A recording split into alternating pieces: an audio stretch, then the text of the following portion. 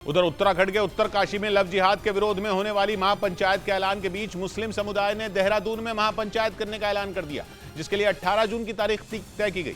जिसके बाद Dehradun police alert हो गई, क्योंकि उत्तरकाशी में लव जिहाद के विरोध में होने वाली महापंचायत के ऐलान के बाद वहां हालात तनावपूर्ण हो गए और लव जिहाद के विरोध में प्रदर्शन के बीच कई दुकानदारों ने पलायन कर दिया।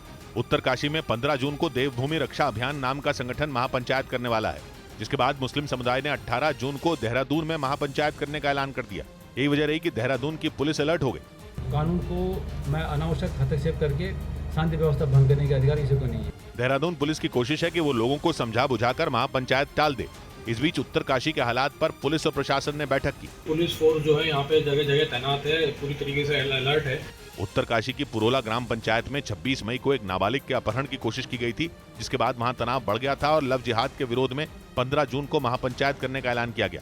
इस बीच इजरायल के मीडिया ने दावा किया कि ईरान से जंग लड़ने के लिए इजरायल ने तैयारियां तेज कर दी, क्योंकि पश्चिमी मीडिया का कहना है कि अमेरिका और इजरायल के लाख मना करने के बाद भी ईरान चोरी छिपे लगातार परमाणु बम बनाने में जुटा है, जिसकी वजह से इजरायल आग बबूला है। पश्चिमी मीडिया के मुताबिक पिछले कुछ महीनों में इजरायल ने कई बार ईरान के परमाणु ठिकानों पर हमले की धमकी दी, लेकिन इजरायल की तमाम धमकियों को हवा में उड़ाते हुए ईरान अपनी एटम बम बनाने की जिद पर अड़ा रहा।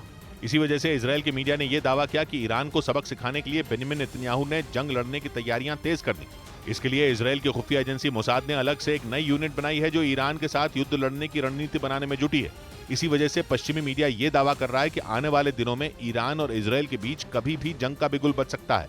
इधर उत्तर प्रदेश के बरेली से दिल दहला देने वाला एक वीडियो सामने आया। वहां एक तेज रफ्तार ऑटो की एक ट्रैक्टर ट्रॉली से जोरदार टक्कर हो गई। घटना उस वक्त हुई जब वो उस ऑटो में सवार यात्री दरगाह जा रहे थे, तभी वो तेज रफ्तार ऑटो उस ट्रैक्टर ट्रॉली से जा टकराया। इस घटना का जो सीसीटीवी वीडियो सामने आया, उसमें सड़क से कई गाड़ियां गुजरती नजर आईं। इसी दौरान वहां से एक ट्रैक्टर ट्रॉली जाती दिखी। जैसे ही वो कुछ दूरी पर पहुंची, सामने से आ रहे तेज रफ्तार ऑटो से उसकी टक्कर हो गई। टक्कर इतनी जोरदार थी कि उस ऑटो में सवार सभी लोग उछलकर काफी दूर जा गिरे, जबकि उस ऑटो का आगे का हिस्सा पूरी तरह बर्बाद हो गया। इस हादसे में 2 लोगों की मौत हो गई, जबकि 4 लोग बुरी तरह घायल हो गए, जिन्हें अस्पताल में भर्ती कराया गया। इस बीच महाराष्ट्र के मुंबई पुणे एक्सप्रेसवे पर एक ऑयल टैंकर में अचानक भीषण आग लग गई। इस घटना में 4 लोगों की मौत हो गई। कई लोग आग की चपेट में आने से झुलस गए, क्योंकि आग लगने के बाद वहां जोरदार धमाके भी हुए। इसके बाद तो आग ने विकराल रूप ले लिया और उसकी लपटें कई फीट ऊंची उठने लगी। थोड़ी देर में आग इतनी फैल गई कि उस एक्सप्रेसवे के नीचे खड़ी कुछ गाड़ियां उसकी चपेट में आ गई। इस घटना से वहां हड़कंप मच गया। देखते ही देखते लोगों की भीड़ जुट गई। टैंकर में आग लगने की वजह से सड़क के दोनों तरफ लंबा जाम लग गया। हादसे की जानकारी मिलने के बाद फायर ब्रिगेड की कई टीमें पहुंच गईं, जिसके बाद आग बुझाने का काम शुरू किया गया। आग की चपेट में आने से कई लोग घायल हो गए, जिन्हें अस्पताल में भर्ती कराया गया। उधर यूरेशियन टाइम्स नाम की वेबसाइट ने दावा किया कि रूस जल्द अमेरिका के MQ-9 रीपर जैसा ड्रोन बना लेगा।